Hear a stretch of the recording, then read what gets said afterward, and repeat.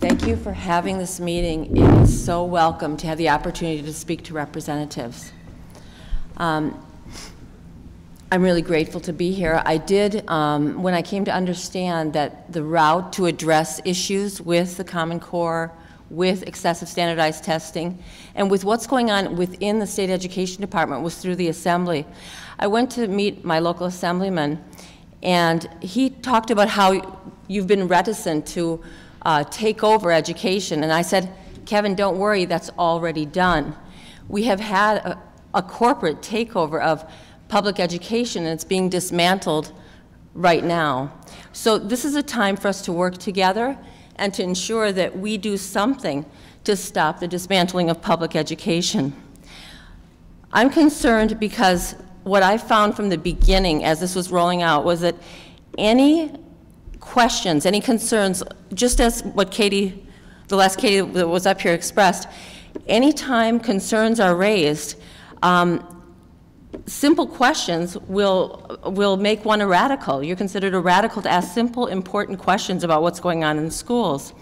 And I am really embarrassed with the infatuation with data, with the way so-called facts are thrown around, and there's no way to address these things unless we're able to take a look at what's happening inside State Education Department. So I just want to say that there's a penetration of this technocratic reform logic that is somehow put across as it's a truth. I've been a teacher. I've raised 4 children. My youngest just graduated from high school. I have a PhD in education policy. I visited schools in Finland.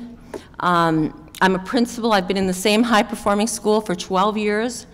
And what came out with the rollout of Common Core is that I was put into a room to be trained by young people from the BOCES or dispatched from State Ed with papers that still had drafts stamped across them to be trained to evaluate. Inside State Education at this time, there are people who are running the show who have no sincere interest in actually ever being an educator.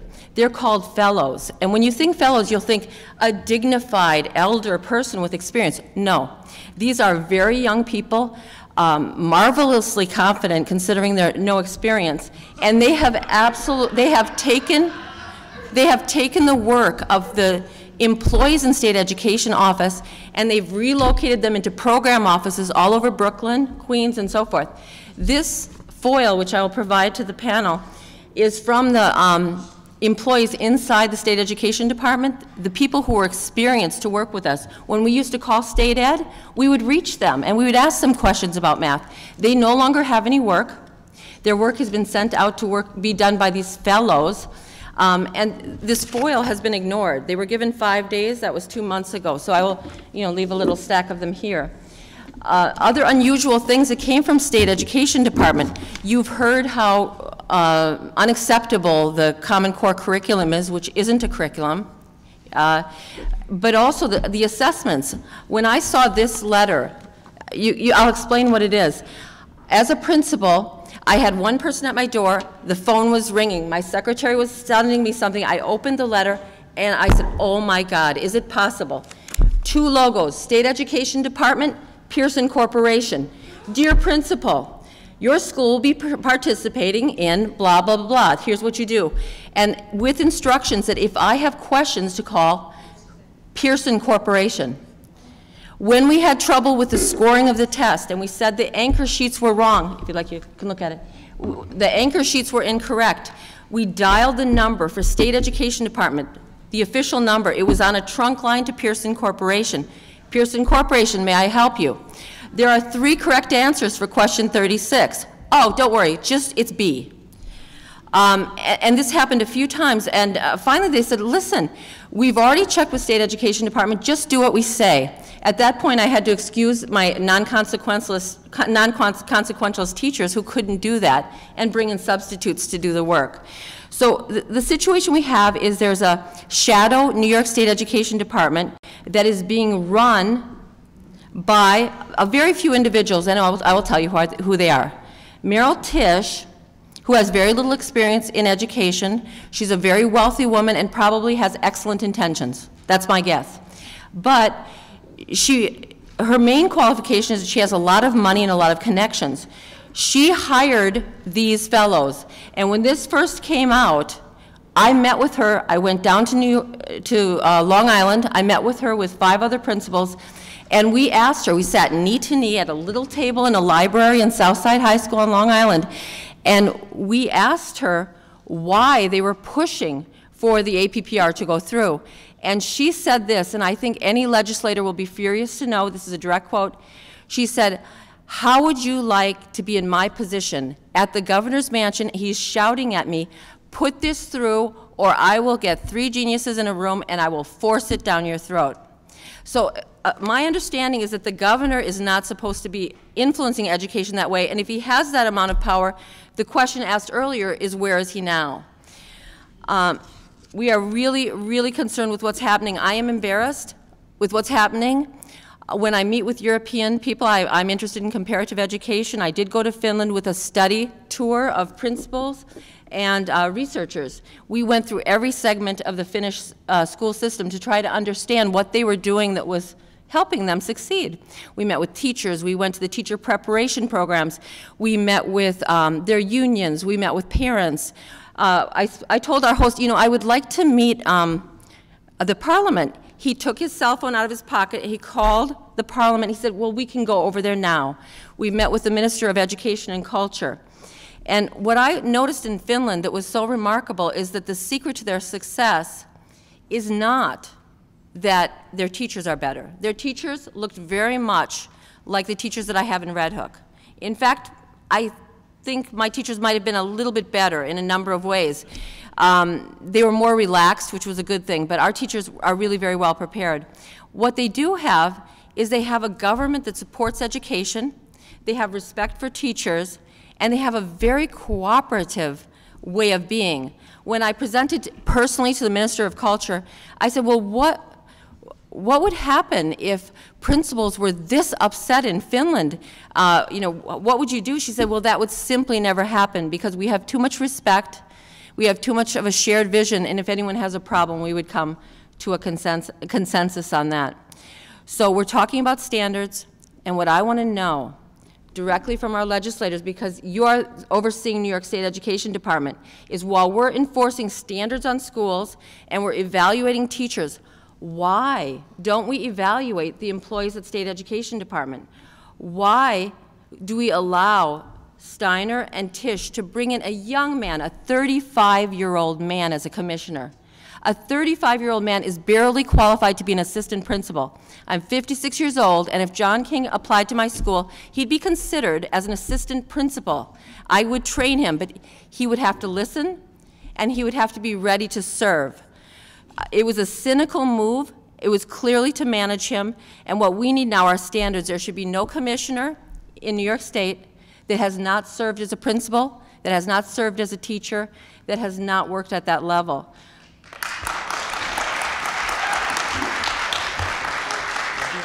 Yeah, I'll give you copies. So I'm so pleased that you came to listen, and the thing that is so touching is that we feel that you're really listening.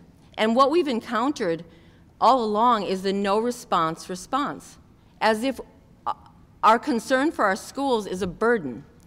And I'm so happy with the sincerity that I see in your faces, and I really hope that there will be an inquiry as to what's going on in State Education Department, that the fellows will be dismissed immediately, and that the money that's being spent there, so far $28 million, and I know this is the amount that has been spent up until this month on Common Core modules, which have been described as optional, supplemental materials by John King. Thank you so much. Hang on we one feel second, it. Katie. Thank you. I'm sure there's a couple of questions. There are. Yeah. Eddie, you got any? Well, I just want, I mean, you brought up some very good points regarding, you know, state ed and all of that, because, you know, as many people might know, the commissioner is appointed by the Board of Regents, and, you know, there's many layers to how this all occurs, and through these forums, we've had an opportunity to talk to a couple of the regents, and you may have seen in the news the last few days, some of the very few amount of our regents that do have education experience seem to be the ones that are starting to raise questions on this. It's the one, and it's the ones that have education experience that are raising these questions and that are less likely to kind of just go along with things. And you know, one of the things that we've proposed a few times, I had the opportunity on behalf of our Minority Leader Brian Kolb to put a motion to discharge, which is a procedural move to try to get a bill to the floor last year that would kind of revamp this whole regent system and require a supermajority vote to appoint any of these folks and all this other stuff. Because you're right, there should be standards, and certain minimal standards that somebody needs to hold in terms of experience before they're setting the educational policy for our entire state, whether it be as a regent or as a commissioner. So you raise great points here, and I'd love maybe the opportunity at some point to sit down with you and discuss further some ideas that we can put forth as recommendations for reforming the Education Department and the Board of Regents. Thank you. And most of us have called the regents. I wrote to Betty Rosa this morning and thanked her for her article in the Times Union. I spoke with Harry Phillips numerous times. Regent Tillis has been very supportive. But what we do know is that of the 18 involved, 17 do not have children or grandchildren in public schools. So that should be one thing that's considered. And we would hope that all appointees to the regent position would have to state their positions publicly. Well,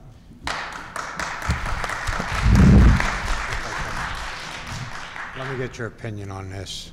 After doing this is the 11th forum, one of the things that I'm looking to introduce, and there's a copy of it with this right here, is to actually make the position of the regents an elected position. Mm-hmm. There's 13 judicial districts throughout New York State, and usually we have one regent from each judicial district. Mm-hmm. Then we have 4 at large. So what this would actually do is say that a regent, it's a 4-year term, and the chancellor for the regents is voted on by the 13 regents, which would take the governor out of it and the other politicians out of it. And the person that wants to run for a regent would have to come in front of everyone here and say, here's what I'm looking to do, here's what I offer, right, and run for the position. I was wondering, what do you think on that type of? Anything to bring some air into it would be helpful. It's so mysterious how this is led, and if it was opened up to daylight, it would really help. There are so many qualified educators throughout the state. To think that we have things happening behind closed doors that we don't know about is not acceptable. Anything to move in that direction would definitely be helpful. Well, you understand that out of the regents we have, there's only, I think, 3 of them that have actually taught in the classroom out of 17. Mm-hmm. There's 3 that have taught out in the classroom. Mm-hmm. And I think Rosa's one, Tillis is the other, and who? So you have 3 out of 17 that actually taught in the classroom. Mm-hmm. Right. Thank you. I was going to say, Katie, I mean, the results speak for themselves. I mean, I think your school's in the top 10 across the state. And I'll tell you, if coming from the military, you can't even be a brigade commander till you're in your mid-40s. I don't care if you're a genius, you know? You just can't be it, because there are repetitive assignments of increasing responsibility that you have to succeed at before you'll even be a battalion commander, and much less a brigade commander. So, I mean, the idea that you're suggesting is one that's commonsensical. Exactly. You know? What you've said is so important, because the novel, complex problems that you come upon, you cannot have a script for. So I'm sure John King, and I've met him, he seems like a very nice man. He has young children, but to think that he was put in that position is just cynical. At 35 years old, what do you know that you could actually deal with the complexity that happens in a principal's office daily, let alone at the state education department? It was clearly to manage him. Katie, if I may, and thank you for sharing some of those insights. And in regard to your conversation with that other legislator, I guess the group of us here feel we need to dive in, and we're not hesitant. So we're full speed ahead. So thank you. Thank you so much. One question for you, and I was a little distressed, and I don't think I quite caught the entire recanting of the conversation you had with Regent Tisch. So could you Yes. could you just step through? I Yes. caught bits of it. I was Okay. writing furiously. Yeah, Let me explain. It's very important that you know I'm a this. student, so I'm always writing stuff. Okay. But Well, what had happened just prior to this meeting, it was the meeting was where and with before, whom? the week before APPR was signed into law. I was feeling very frustrated. I felt like our democracy is being hollowed out. Not only public schools are at threat, but our democracy is at threat. And I was sitting at my computer. I'd written letters everywhere, and all of a sudden, an email came up from Diane Ravitch. And I was, wow, I just led a book study with her book. And she said, I want to introduce you to someone down on Long Island, and it was Carol Burris. So I jumped in my car, went down to meet her, and Diane Ravitch was there, and we scheduled a meeting with Meryl Tisch. And very sincerely, we wanted to get in with her and help her understand why this is the wrong direction. So there were 5 principals. Regent Tillis was there as well, in Southside High School in the library, and that's the school that Carol is the principal of. Meryl Tisch came. We spent at least an hour and a half going over why this is a problem, knee to knee with some, she's a very wealthy woman. We have some crummy cookies, and we're telling her this is not good for our kids. Even after the meeting, I gave her my card. I said, I know you're a bazillionaire. Here's my card. I will come anytime, any place if you need any information as to why this is dangerous for New York State.